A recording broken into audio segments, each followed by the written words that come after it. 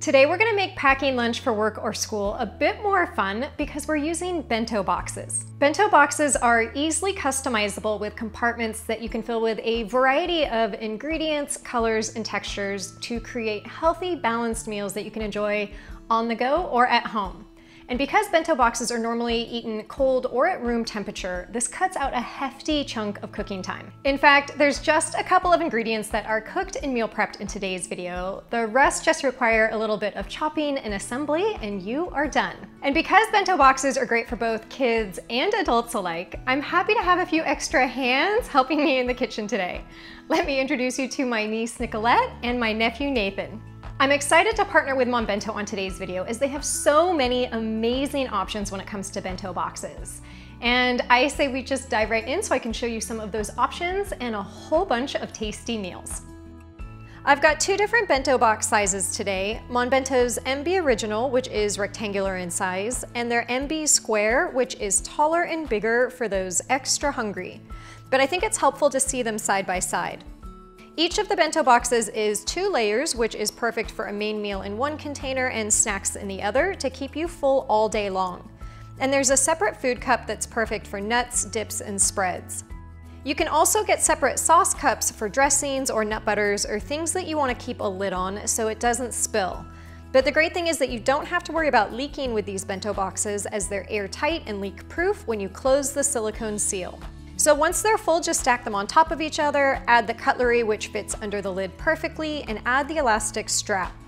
This very lightweight container is now ready to go wherever you may go, and there's tons of different color options to suit your personality. And just for my downshifters, I do have a discount code listed in the description box. The first bento box we're making today features a Greek salad, and Nicolette is already hard at work slicing and dicing one large cucumber. I should also mention that for all of the bentos today, I specifically chose salads that you can meal prep. That means you can make a full batch, as we're doing, and enjoy it over several days. And a quick reminder, the printable recipes for everything I'm showing today are in the description box below. So add the cucumber to a large mixing bowl and then slice a pint of cherry or grape tomatoes and add those to the bowl as well. Remove the seeds and stem from a green bell pepper and then slice and dice it into chunks about the same size as the cucumber and tomato. Thinly slice half of a red onion, add it to the bowl, and add 4 ounces of feta cheese. You can use store-bought feta crumbles or buy a block of feta and cut it into small chunks. And lastly, add half a cup of pitted and sliced Kalamata olives. To make the best homemade Greek salad dressing, add a 1/3 cup red wine vinegar to a small bowl, along with the juice of 1 lemon, 1 teaspoon of Dijon mustard, 2 minced garlic cloves, half a teaspoon of dried oregano, and a 1/4 teaspoon each of salt and pepper. And while Nicolette is stirring that, I'll add a half a cup of olive oil and she'll keep stirring it until it's emulsified. The great thing about this salad and the others I'll show you today is that they're really durable, so feel free to add the dressing ahead of time. Give the salad a good stir to make sure everything is well combined and then add a portion to your bento box.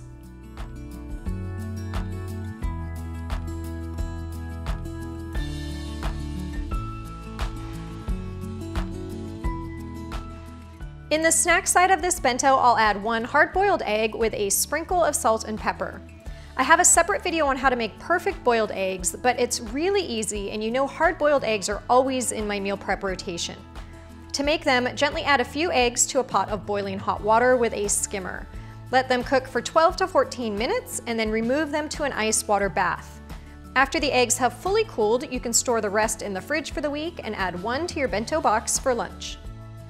Next to the egg, Nicolette is adding a couple spoonfuls of my homemade hummus, which she's obsessed with, and a little sprinkle of paprika. To make the hummus, just add 2 15-ounce cans of drained chickpeas to a high-powered blender with a 1/3 cup of the aquafaba or liquid from the cans, a half a cup of tahini, a 1/4 cup of olive oil, the juice of 2 lemons, 2 garlic cloves, 1 teaspoon of cumin, and a half a teaspoon of salt. Add the lid, blend it on high for about 30 seconds or until it's nice and creamy, and that's how ridiculously easy it is to make homemade hummus that you can enjoy for the week. To finish off this bento, I'll add several celery sticks to scoop up the hummus, and this Greek salad bento is done.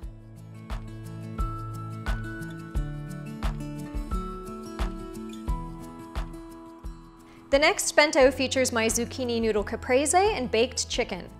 Nicolette is spiralizing the zucchini noodles, and for a full batch of this recipe, you'll need 3 to 4 zucchini. Once they're spiralized, add them to a mixing bowl along with 8 ounces of small balls of mozzarella. Unfortunately, they didn't have the really small mozzarella balls in the market, so she's just cutting some of the bigger ones in half. And then add 8 ounces of cherry or grape tomatoes, also sliced in half. Now, what makes this recipe taste amazing is the fresh homemade basil pesto, which is so much more flavorful than store-bought. To make the basil pesto, just add 2 tablespoons of pine nuts and a 1/4 cup of raw cashews that you've lightly toasted to a food processor. Then add 1 packed cup of basil leaves, 2 garlic cloves, a 1/3 cup of olive oil, 1 teaspoon of lemon juice, a 1/4 teaspoon of salt, and a little black pepper. Blend that until it's fairly smooth but still has a little bit of texture, and you may need to scrape down the sides as you process it as well. This is the perfect amount of pesto for this zoodle caprese salad, but if you're making an individual portion, you can always freeze any leftover pesto. So give that all a stir to combine and then add it to 1 container, and you can top it off with fresh basil leaves if you want to be extra fancy.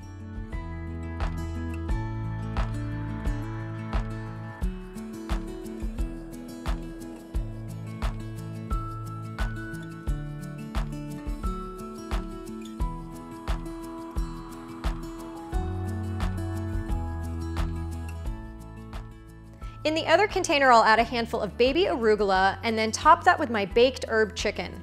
I've shown you how to make this before on my very first meal prep video, but here's what you do. Just lightly oil both sides of a couple of boneless, skinless chicken breasts in a casserole dish. Sprinkle those with salt and pepper and your favorite herbs. I usually do a blend of basil, parsley, oregano, thyme, and garlic powder. Bake the chicken in a 425-degree Fahrenheit oven for about 18 to 22 minutes, depending on how thick your pieces are. Then remove them from the oven, let them rest for a minute or so, and thinly slice them. I already meal prepped this batch of chicken the night before, so it's easy to just add some cold chicken on top of my arugula now. I'll also use some of the Greek salad dressing from the first bento box, and you can either drizzle this directly over the chicken or use one of Monbento's sauce cups. Lastly, in the small food cup, I'll add a handful of raspberries and blueberries, and bento box number 2 is now done.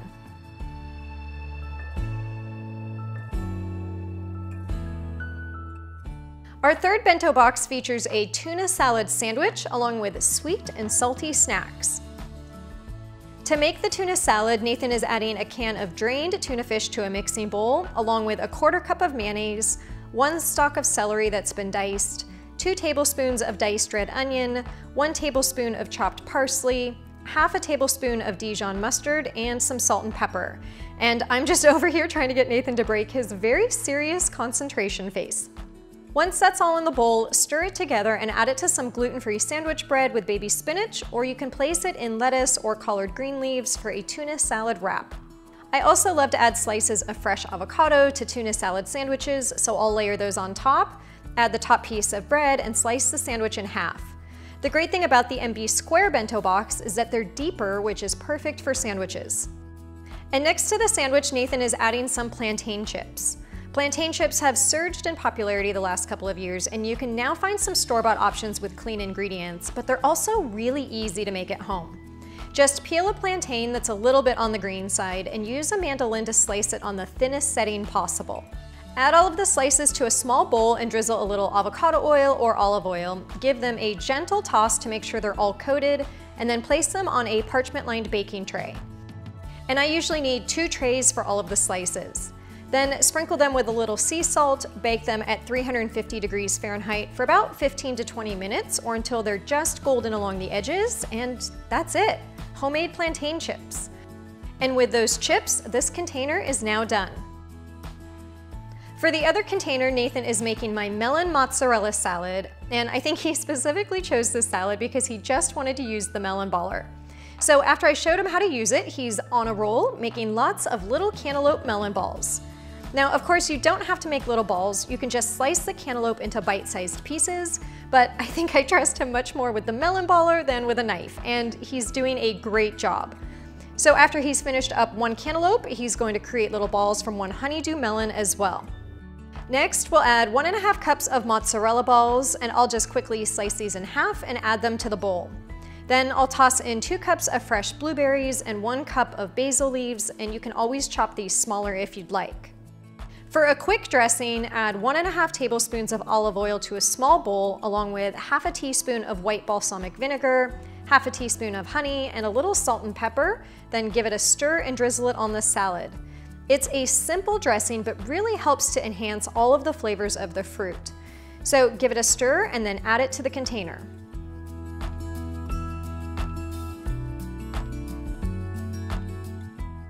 And in the food cup, I'm just gonna add ½ cucumber that I've sliced up for Nathan, and this bento box is now done and ready to be placed in the transport bag for easy carrying.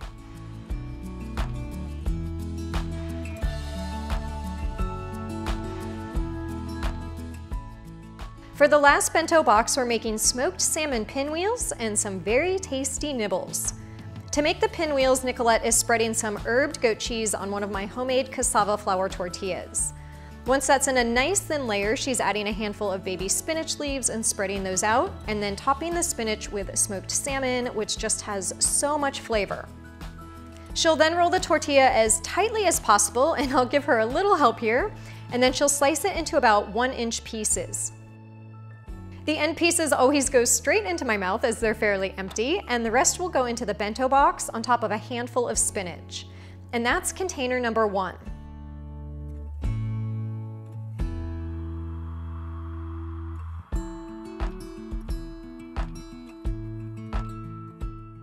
For the second container, Nicolette is making my watermelon, cucumber, and feta salad, which is perfect for summer. It's just 5 cups of cubed watermelon, 2 large cucumbers that have been peeled and diced, and 1¼ cups of cubed feta. The dressing is 1 tablespoon of olive oil, the juice of 1 lime, and 1 teaspoon of honey.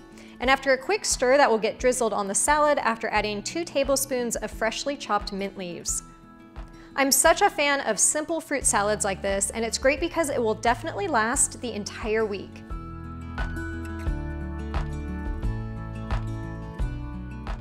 In the last food cup, we'll add my matcha pistachio bliss balls, and to quickly make those, Nicolette will add 3/4 cup of raw cashews to a food processor, along with 1/4 cup of raw pistachios, 12 pitted medjool dates, 1/4 cup of unsweetened shredded coconut, 2 teaspoons of matcha powder, and 1 tablespoon of coconut oil. And then blend that for about a minute or until it's finely chopped and starts sticking together. Then we'll use a cookie scoop to scoop out balls of mixture and roll it between our hands to create evenly sized bliss balls. This recipe makes about 14 balls, and once all of those are done, we'll roll them in more chopped pistachios. That's the final container, and Nicolette has a cherry blossom carrying bag to match her cherry blossom bento box.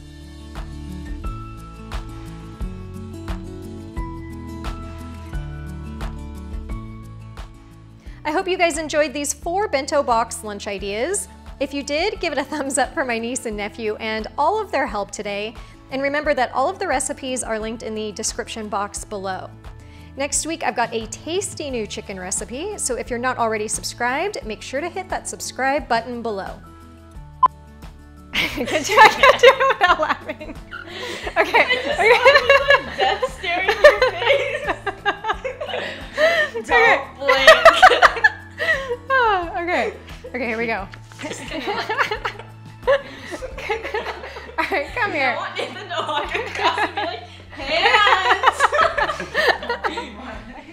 Extra hands in the kitchen helping me today. Nate just stopped. And because bento boxes are great for kids and adults alike, I'm happy to have a few extra hands in the kitchen today. He didn't do it! Done, you guys are done.